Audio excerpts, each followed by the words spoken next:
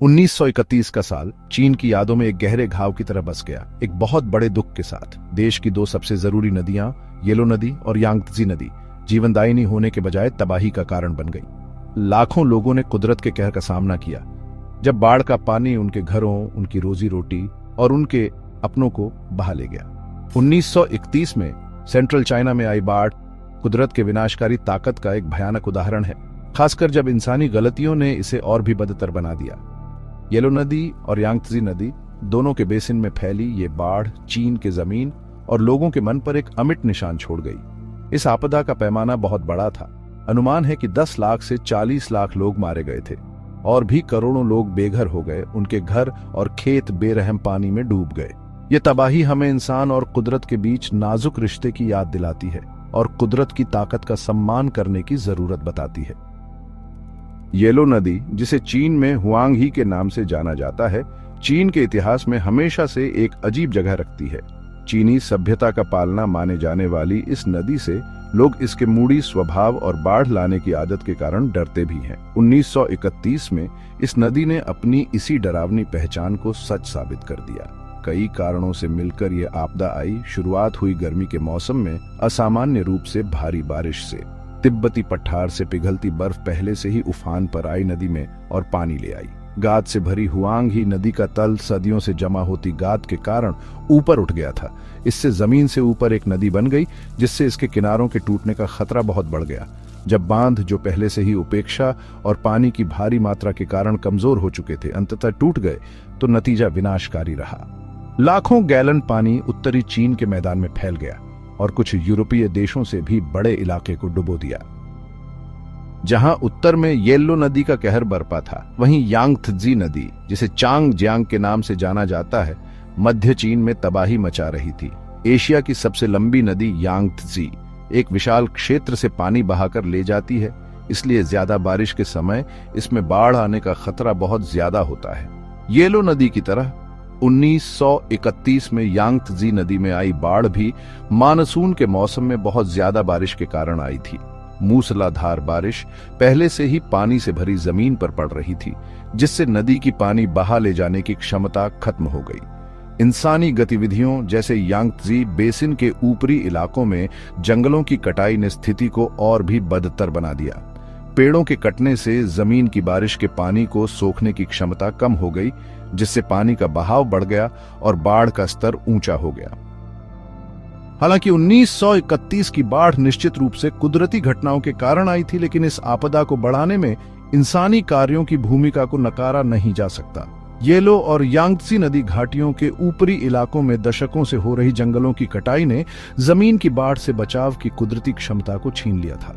इसके अलावा बाढ़ नियंत्रण के मौजूदा ढांचे, जिसमें ज्यादातर बांध और तटबंध शामिल थे, इतनी भयानक बाढ़ के सामने नाकाफी साबित हुए। सालों की उपेक्षा और अपर्याप्त रखरखाव के कारण ये ढांचे कमजोर हो गए थे और भारी दबाव में टूट गए। इस त्रासदी को और बढ़ाते हुए 20वीं सदी की शुरुआत में चीन अशांति से जूझ रहा था। राजनीतिक अस्थिरता, आर्थिक तंगी और लगातार संघर्षों ने सरकार की आपदा से प्रभावी ढंग से निपटने की क्षमता को कम कर दिया। इसलिए 1931 की बाढ़ इंसानी कार्यों और पर्यावरणीय परिणामों के आपसी संबंधों का एक कठोर उदाहरण है। दुखों का सागर, मानवीय क्षति। 1931 की बाढ़ में हुई मानवीय क्षति आज भी समझ पाना मुश्किल है। अनुमान अलग अलग हैं, लेकिन इतिहासकारों का मानना है कि बाढ़ और उसके बाद के समय में 10 से 40 लाख लोगों की जान चली गई। इस आपदा का पैमाना इतना बड़ा था कि स्थानीय अधिकारी राहत देने या मृतकों की सही गिनती करने में भी असमर्थ रहे।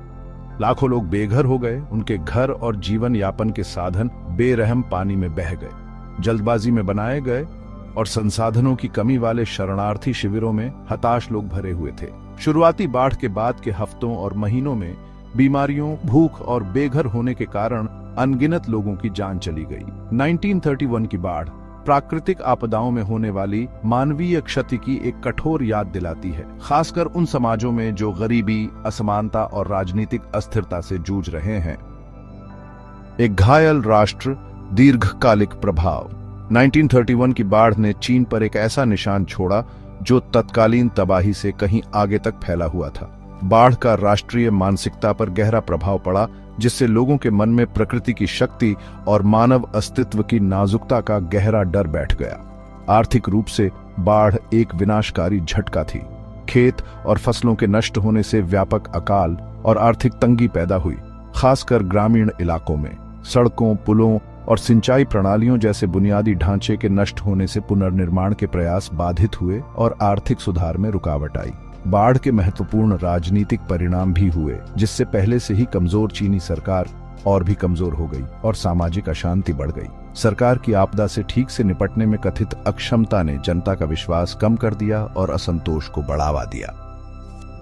पानी को काबू में करना, चीन में बाढ़ नियंत्रण। 1931 की बाढ़ ने चीन के लिए एक बड़ा सबक दिया और प्रभावी बाढ़ नियंत्रण उपायों की तत्काल जरूरत को उजागर किया। आपदा के बाद चीनी सरकार ने येलो और यांगत्जी नदियों दोनों के किनारे बांध बनाने और उन्हें मजबूत करने का एक महत्वाकांक्षी कार्यक्रम शुरू किया। एक ज्यादा व्यापक दृष्टिकोण की जरूरत को समझते हुए सरकार ने पानी के बहाव को नियंत्रित करने और मिट्टी के कटाव को कम करने के लिए ऊपरी इलाकों में संरक्षण के प्रयासों, जैसे कि फिर से जंगल लगाने पर भी जोर देना शुरू किया। हालांकि ये प्रयास राजनीतिक अस्थिरता और संघर्ष के कारण बाधित हुए, पहले दूसरे चीन जापान युद्ध के साथ और बाद में चीनी गृह युद्ध के साथ।